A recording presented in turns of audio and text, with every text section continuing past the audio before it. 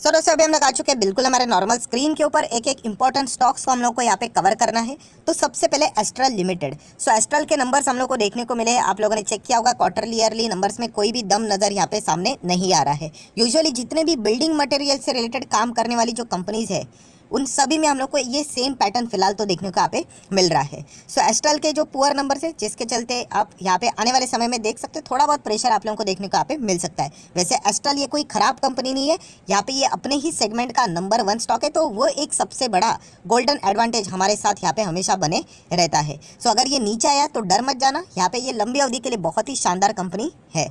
Next बात करेंगे दोस्तों इन्फो एज के नंबर ओके टाइप के नंबर्स देखने को यहाँ पे मिले हैं। आज एंटायर आईटी सेक्टर में हम लोग को तेजी देखने को मिली थी, तो इसलिए यहाँ पे ये भी अल्टीमेटली हम लोग को आईटी सेगमेंट में ही आते हुए देखने को मिल जाता है। तो इसके चलते हम लोगों ने देखा कि यहाँ पे अच्छा खासा 7.5% की तेजी इन्फो एज नौकरी में देखने को यहाँ पे मिली है। ये भी कंपनी कोई खराब कंपनी यहाँ पे नहीं है। नंबर्स की बात करें ओके टाइप के नंबर है। ईयरली कंपैरिजन करने मत जाना, क्योंकि ईयरली अगर आप देखोगे तो एक्सेप्शनल आइटम आप लोगों को देखने को मिलेगा, जिसके चलते ईपीएस कई गुना ज़्यादा बढ़ते हुए देखने को मिल रहा है, जो कि ज़्यादा कोई रॉकेट साइंस वाली भी बात नहीं है, बिकॉज बहुत ही इजीली समझ में आ जाता है कि कुछ ना कुछ बड़ा एडजस्टमेंट वहाँ पे हुआ है। सो यहाँ पे नॉर्मल परफॉर्मेंस को अगर हम लोग कंसिडर करें तो ओके ठीक ठाक परफॉर्मेंस देखने को यहाँ पे मिला है।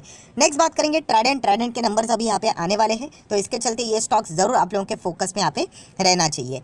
उसके बाद अगर हम लोग यहाँ पे बात करेंगे विप्रो, कल के दिन भी आप लोगों को बताया था विप्रो मतलब एंटायर आईटी सेक्टर नैस्डैक में ही तबाही मतलब धमाकेदार परफॉर्मेंस देखने को यहाँ पे मिला था, जिसके चलते यहाँ पे एंटायर आईटी सेक्टर में आज यहाँ पे जबरदस्त परफॉर्मेंस यहाँ पे एक्सपेक्टेड था। एंड विप्रो में भी यहाँ पे हम लोग को ओके परफॉर्मेंस मतलब 2-3% की तेजी देखने को मिली है। अगेन कहना चाहूँगा विप्रो ये खराब नहीं है, बट ये बहुत ही स्लो चलता है। अगर आपको फास्ट रिटर्न चाहिए तो फिर आप विप्रो में जाओगे तो आपको परेशानी यहाँ पे हो सकती है।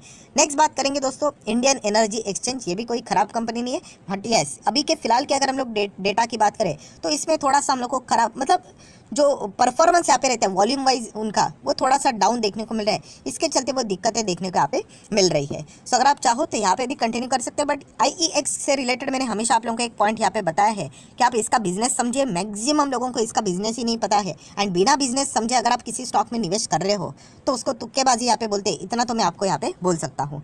नेक्स्ट बात करेंगे दोस्तों अदानी पावर की। तो अदानी पावर में बिल्कुल भी मतलब बोल सकते हैं कि पावरफुल नंबर्स ही हम लोग को देखने को यहाँ पे नहीं मिले हैं।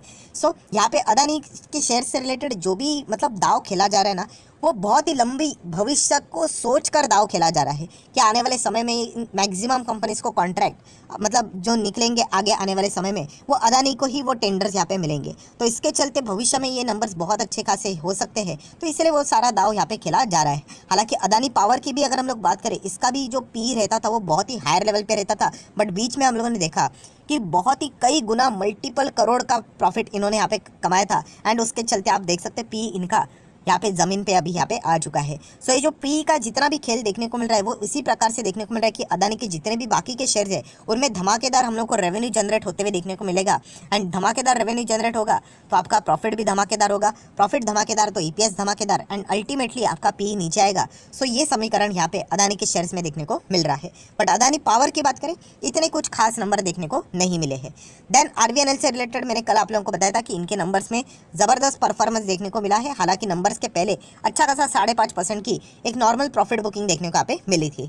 सो आज के दिन वैसे बाजार पॉजिटिव यहाँ पे था, बट ओवरऑल भी इनके नंबर्स में एक बहुत ही अच्छी स्ट्रेंथ हम लोग को देखने को यहाँ पे मिली थी। तो आज के दिन की बात करें तो 4% के आसपास अच्छा खासा कुछ ज़्यादा वॉलेटिलिटी जरूर देखने को यहाँ पे मिली है, बट इनके नंबर्स में वाकई में अच्छा खासा परफॉर्मेंस देखने को यहाँ पे मिला था। नेक्स्ट बात करेंगे दोस्तों तो Tata Motors. Yes Tata motor की अगर हम लोग बात करें जो नंबर्स थे यहाँ पे पर्सनली मुझे यहाँ पे इतने खराब यहाँ पे नहीं लगे। नो डाउट कंपनी लॉस में ही है, लगातार लॉस ही दिखा रही है, क्योंकि इनका जो विजन है वो इलेक्ट्रिक व्हीकल के चलते यहाँ पे पूरा अभी देखने को यहाँ पे मिल रहा है। बाकी किसी चीज़ में मुझे पर्सनली यहाँ पे इंटरेस्ट यहाँ पे नहीं है। इलेक्ट्रिक व्हीकल ये बिजनेस मुझे ऐसा लगता है कि आने वाले समय में ज़रूर चलेगा। नो डाउट इसके लिए बहुत साल यहाँ पे लगने वाले, ये कोई 2-3 साल की बात यहाँ पे नहीं है, बहुत सारे डिकेड्स भी यहाँ पे लग सकते हैं। एंड उसमें टाटा मोटर ने अर्ली जो शुरुआत यहाँ पे करी है उसका एडवांटेज उनको ज़रूर यहाँ पे भविष्य में मिल सकता है। ऑलरेडी अगर देखा गया तो 70 से 80% मार्केट शेयर पैसेंजर व्हीकल में ईवी से रिलेटेड टाटा मोटर ने ही कैप्चर करके यहाँ पे रखा हुआ है। सो ये जितने भी बिजनेसेस यहाँ पे चल रहे हैं वो भविष्य के हिसाब से यहाँ पे चलते हुए देखने को यहाँ पे मिल रहे हैं। ये मैं इसीलिए बता रहा हूँ क्योंकि जो लोग सवाल पूछते हैं सर क्या टाटा मोटर खरीदना चाहिए, अगर आपने खरीदना चाहिए तो क्या आपको ईवी मॉडल के ऊपर भरोसा है? क्या आपको लगता है भविष्य में ये चलेगा? एंड उतना होल्ड भी करना आना चाहिए। आप बोलोगे हाँ सर इलेक्ट्रिक व्हीकल के ऊपर भरोसा है, निवेश करोगे 6 महीने के लिए, तो फिर कैसे होगा? राइट। तो उसके लिए बहुत ज़्यादा टाइम यहाँ पे लगने वाला है, तो ये पॉइंट आपको पता है यहाँ पे होना चाहिए, उस हिसाब से आप लोगों ने यहाँ पे टाइम देना भी चाहिए। बीसीजी की बात करें 5-5.25% की तेज़ी नॉर्मल यहाँ पे देखने को मिली है। यहाँ पे हम कह सकते हैं ये ऑपरेटर का एक थोड़ा बहुत फेवरेट स्टॉक है, बहुत सारे यहाँ पे पंप एंड डंप के स्कीम्स यहाँ पे चलते रहते हैं, तो थोड़ा सा संभल कर रहना चाहिए, इतना मैं आप लोगों को यहाँ पे कह सकता हूँ। नेक्स्ट बात करेंगे दोस्तों यहाँ पे तो जोमेटो। यस, जोमेटो की बात करें तो कल के दिन नंबर्स देखने को मिले थे। अगेन वही चीज़ें यहाँ पे पूछी जाती है, बट कोई बात नहीं, मैं बार बार रिपीटेड आंसर यहाँ पे देते रहूँगा, क्योंकि डेली बेसिस के ऊपर नए ऑडियंस यहाँ पे जुड़ते रहते हैं। सो सर नंबर्स तो इनके लॉस में ही थे, लॉस लगातार कंटिन्यू हो रहा है, खराबी देखने को मिल रही है, तो तेज़ी कैसी? तो मैंने आपको बताया कि ये जो नए कंपनीज आप लोगों को देखने को मिलते हैं, Zomato, Nykaa, PB Fintech, Paytm, इनका एम प्रॉफिट कमाना है ही नहीं। उनके मैनेजमेंट की कमेंट्री सुनो, उन्होंने कहा कि हम लोग आने वाले और 1.5 से 2 साल लॉस झेलने वाले हैं। तो इनका मतलब बोलते हैं ना कि एम क्या रहता है, इनका एम है, जैसे मैंने आपको बताया कि ये समझो ये भारत है, तो इनका एम है कि वो मैक्सिमम मार्केट शेयर यहाँ पे कैप्चर करे।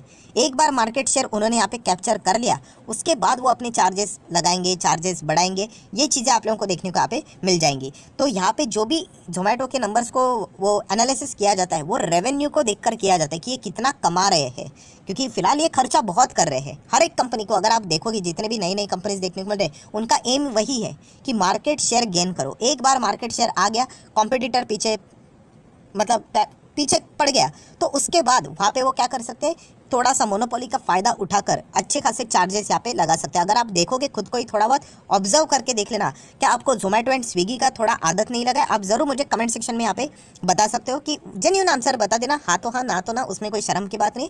बट ये चीज़ें बताती है एक सर्वे में कि अभी बहुत सारे लोगों को अभी फूड डिलीवरी जो जोमेटो की आदत है वो यहाँ पे अच्छी तरीके से यहाँ पे लग चुकी है। इवन दो उनके प्रीमियम जो प्रो मेंबरशिप थी वो भी उन्होंने फिलहाल कई टाइम तक के लिए यहाँ पे मेंटेनेंस के चलते बंद की है, उसके बावजूद भी लोग ज़बरदस्त यहाँ पे ऑर्डर्स करते ही जा रहे हैं। तो इसी प्रकार से बिजनेस मॉडल वर्क करते हैं एंड रेवेन्यू उनका अच्छा खासा ग्रो हुआ है। इसी के चलते जोमेटो में अच्छा खासा 13.5% की तेज़ी देखने को यहाँ पे मिली है। एक और थोड़ा सा एडिशनल पॉइंट भी करना चाहूँगा, आपका नॉलेज थोड़ा सा बढ़ जाए। एक और किसी ने पूछा था, सो सर इतने खराब लॉस देखने को मिल रहे, तो इनका वैल्यूएशन कैसे डिसाइड होता है? दोस्तों वैल्यूएशन कंपनी का प्रॉफिट या फिर लॉस के हिसाब से नहीं होता है, वो भविष्य में क्या करेगा उसके हिसाब से होता है। अगर वैल्यूएशन कंपनी अभी क्या कमा रही है उसके हिसाब से होता, तो ये जितने भी नई कंपनीज है उनका वैल्यूएशन 100 करोड़ 200 करोड़ ये निकलता ही कैसे? निकल ही नहीं सकता। तो वैल्यूएशन ये हमेशा फ्यूचर ओरिएंटेड, वो भविष्य में क्या कर सकते हैं, उनका कैपेबिलिटीज़ कितना है, उसके हिसाब से वो सारी चीज़ें फैक्टर करके यहाँ पे बताई जाती है कि उनका वैल्यूएशन कितना है, ना कि वो अभी क्या कमा रहे हैं उसके हिसाब से, राइट। ऐसा होता तो लॉस मेकिंग कंपनी का वैल्यूएशन कभी निकलता ही नहीं। नेक्स्ट दोस्तों यहाँ पे बात करेंगे इजी ट्रिप प्लानर। इस कंपनी में तो आप लोगों को ऑलरेडी पता है बोनस, एंड उसी के साथ साथ अगर हम लोग यहाँ पे बात करें तो आपको पता है स्प्लिट का भी ऑलरेडी अनाउंसमेंट यहाँ पे हो चुका है, एंड कंपनी के नंबर्स Q2 के सामने आए हैं। कंपनी के नंबर ओके ओके देखने को मिल रहे हैं, नथिंग मतलब बोलते हैं ना, बहुत सुपर डुपर हिट भी नहीं, बहुत खराब भी नहीं, ओके फ्लैट परफॉर्मेंस है। पर्सनली मैं तो इस नंबर्स को देख के खुशी हूँ, क्योंकि कंपनी ने जिस शॉर्ट पीरियड में हम लोग को जो रिटर्न्स दिए 285% के रिटर्न्स आप देख सकते हो, कमाल का एक तरफा परफॉर्मेंस है। नो डाउट आने वाले समय में ये भी कभी ना कभी 20-30% गिरेगा एंड रिटेल इन्वेस्टर में हल्ला गुल्ला यहाँ पे मच जाएगा। इसलिए बोलता हूँ कि बिजनेस को समझ लेना, बिजनेस को समझ में आता है तो कंटिन्यू कर सकते हो। तो इनका बिजनेस तो फैंटास्टिक है। फिलहाल तो ये कंपनी एक्सपांशन की ओर बहुत ही ज़्यादा फोकस यहाँ पे दे रही है, एंड उसी के साथ साथ प्रॉफिट भी यहाँ पे कमा रही है।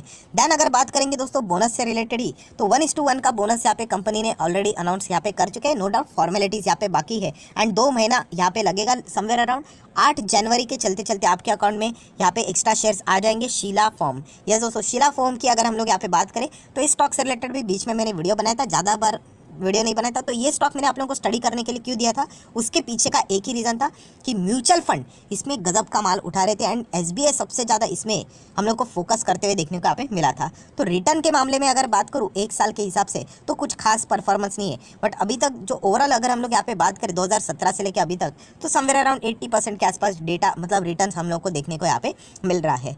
सो यहाँ पे बोनस का भी अनाउंसमेंट होते हुए देखने को यहाँ पे मिल चुका है। नेक्स्ट बात करेंगे दोस्तों तो यहाँ पे LIC। यस, LIC के रिजल्ट यहाँ पे सामने आ चुके हैं। LIC के रिजल्ट पढ़ना बिल्कुल भी इजी काम नहीं है, बहुत ही कॉम्प्लिकेटेड होते हैं, दुनिया भर की सारी चीज़ें उसमें लिखी हुई रहती है, बहुत ही टफ है।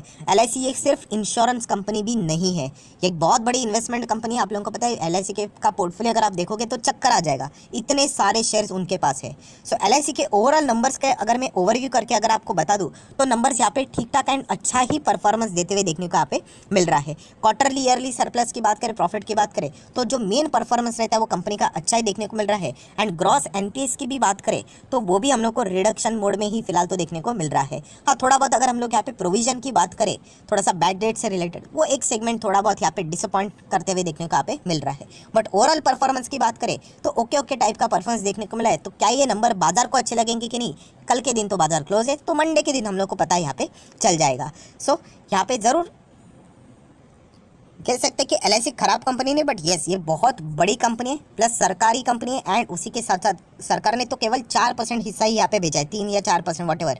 सो अभी तक बहुत सारी चीज़ें सरकार को और भी डाइवेस्टमेंट करना यहाँ पे बाकी है। तो ये सारे पैरामीटर्स देखकर ही आप लोगों ने डिसीजन लेना चाहिए। नेक्स्ट बात करेंगे दोस्तों सुजलॉन एनर्जी। तो यहाँ पे नंबर्स देखने को मिले थे, नंबर्स तो अच्छे थे, बट बाजार को इतना कुछ खास यहाँ पे इंप्रेशन फिलहाल तो देखने को यहाँ पे नहीं मिला है। बट ओवरऑल परफॉर्मेंस अच्छा था। बट मैंने आपको ये भी बताया कि यहाँ पे लैक क्या होता है, यस कंसिस्टेंसी लैक हो जाती है, लगातार अच्छे नंबर्स नहीं दिखा पाते हैं। तो इसके चलते पेनी स्टॉक्स हम लोग को ज़्यादा फेवरेबल देखने को नहीं मिल जाते among the big investor. Next बात करेंगे येस बैंक। येस बैंक से रिलेटेड आप सब लोगों को पता है कंपनी के सीईओ ने ऑलरेडी बड़ा बयान दिया है कि उनका जो पैसा है रिकंस्ट्रक्शन से रिलेटेड जो काम है वो पूरा इसी मंथ में नवंबर में खत्म यहाँ पे होने वाला है। तो ज़रूर आप येस बैंक के ऊपर भी फोकस रख सकते हो। हालांकि वो खत्म होने के बाद भी वो उसका ऑफिशियली अनाउंस यहाँ पे नहीं कर सकते, क्योंकि ऑलरेडी एक बार उन्होंने ऐसी चीज़ की थी, आरबीआई ने उनको वार्निंग दिया था। वार्निंग के बाद ऑफिशियली उनको यहाँ पे बीएससी पे एक्सचेंज को बताना पड़ा कि यहाँ पे हम लोगों का रिकंस्ट्रक्शन अभी भी वर्किंग प्रोग्रेस है, जब तक आरबीआई यहाँ पे ग्रीन सिग्नल यहाँ पे नहीं देता। क्योंकि आरबीआई ने ही येस बैंक को यहाँ पे बचाया था, बाकी सारे बैंक्स ने पैसे क्यों लगाए थे, आरबीआई के कहने के ही चलते, जो वो सिस्टम है आप सब लोग पता है, कानून है। सो जब तक आरबीआई यहाँ पे ग्रीन सिग्नल नहीं देता है तब तक येस बैंक का रिकंस्ट्रक्शन का जो कंप्लीट हुआ है ऐसा ऑफिशियल सर्टिफिकेट उनको यहाँ पे नहीं मिलेगा अनटिल एंड अनलेस आरबीआई उसको बता दे। उसके लिए तो आप लोगों को थोड़ा बहुत और भी यहाँ पे रुकना पड़ने वाला है।